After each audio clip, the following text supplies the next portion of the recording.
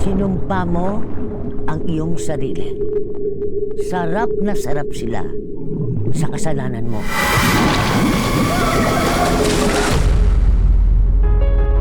Ate, hihintayin kita ha.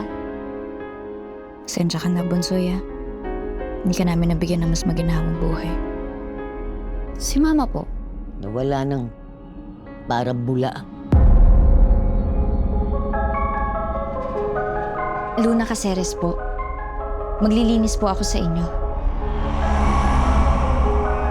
You are such a good daughter, Luna. You're a much better cleaner than Natalia. Kilala niyo si Mama? Bakit parang pag nandito ako sa lugar na to, alam ng lugar na to ang lahat ng iniisip ko. Ang mga alaala ko. Kukunin nila ang buong diwa mo. Sino namang sila?